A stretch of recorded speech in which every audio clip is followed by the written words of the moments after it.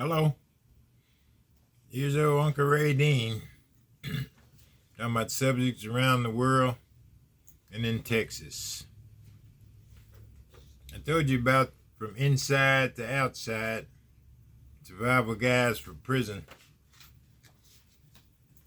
So now I'm just going to let you know my journey to prison. I didn't know it was a journey.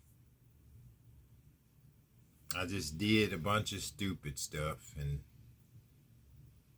didn't even realize it was stupid.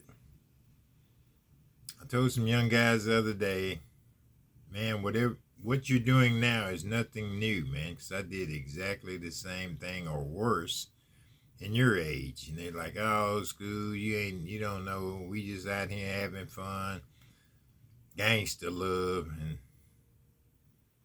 And I could understand, because if somebody would have came to me at my age, I wouldn't have listened to them either, man, because we just don't hear any sensible talk. We block out sensible talk.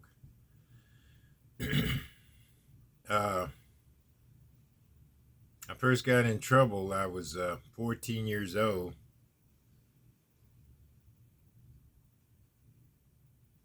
Don't get me wrong, I was already had that stealing spirit on me, where I just picked up stuff all the time that didn't belong to me. You know, bicycles, watches, lighters, anything that, it just didn't belong to me, and I thought I wanted it.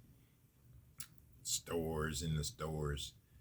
And that was 12, 13. 14, I caught my first case by breaking in an old school over the summer and stealing a bunch of equipment out of it, me and about 9 more guys. And we kept going into school and getting out TVs and tape recorders and movie cameras, and we were just doing a lot of stealing.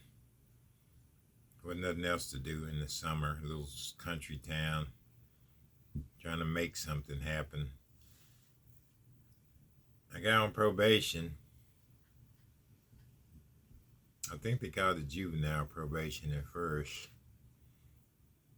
It seemed like after that, I was on probation for 17 years.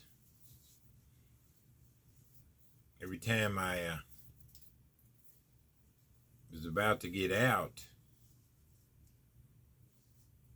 I got back. I did another crime and got busted again. Every time I was almost off probation, they give me 2 years, they give me 5 years. I always did another crime, and I never understood what was happening. So I had to report every year.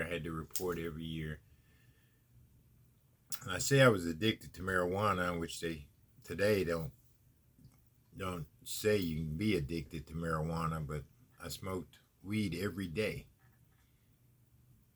Every day, if I can remember. Once I started getting high at 14, I fell in love with Mary Jane, and I smoked it every day. It was part of my life. And I'm not blaming the weed for making me do stupid stuff. I'm telling you, it's a criminal spirit that had got up on me that I didn't know how to release it. And I'll tell people all the time, I didn't get clean till February 24th, 1989. And I got on probation, I think 1970, 71, something like that. And that was my journey. Because my probation officers used to tell me, if you keep messing up, Ray, then your personality is not going to save you. That's what they kept saying. It's not going to save you. But that just went in one ear and came out the other side. So that's when my journey began. I didn't I wasn't born again till 1994, when I accepted Jesus Christ in my life. that's when I realized everything I've done was wrong. That's when I realized the way I treated people was wrong. It took me that long. Because I'm telling you, my journey to prison, I kept breaking the law, doing something different, breaking into cars, forgery charges. It just kept adding up. It kept adding up and adding up, man. My first felony was a DWI in like 1987. No, 88. It was a DWI, driving while intoxicated. And that was a felony then. They're not felonies now. I think you can get 4 or 5 DWIs before it becomes a felony now. And that didn't stop me either, man.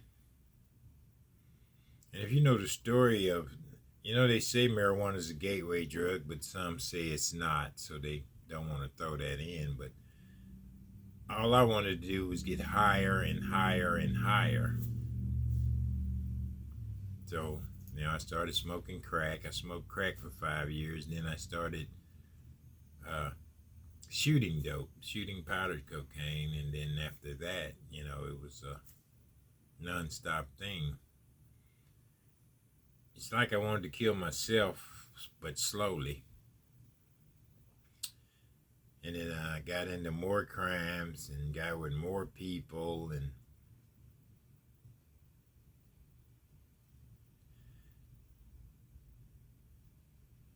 But I know now, the verse in the Bible that says it rains on the just and the unjust. I know now God was saving my life. I know now he had something else for me to do. I didn't know. I didn't have the slightest idea.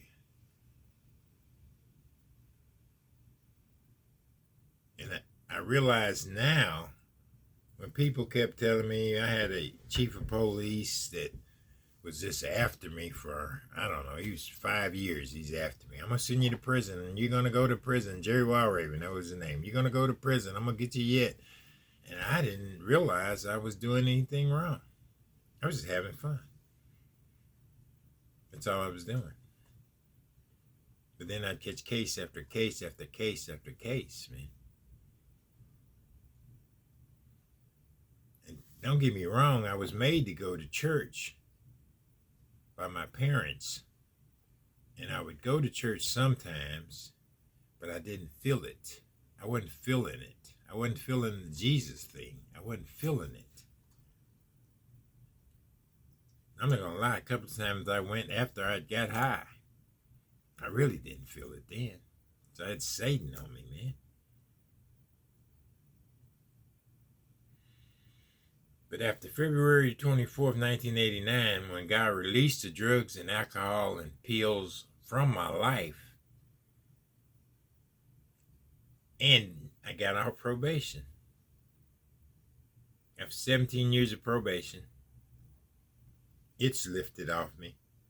The addiction was lifted off me. And I felt like there's nothing I couldn't do. I really felt Jesus Christ in my heart. I got baptized at Westside Baptist Church, Pastor Jim Howard, and I know God was on my side. I felt healed. I felt relieved. I felt things coming off my shoulders.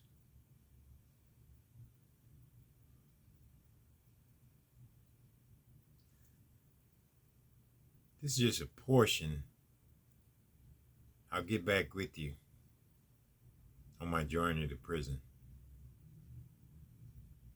And I'm hoping by telling my story, it will help somebody else. Hit like and subscribe. Give me some comments.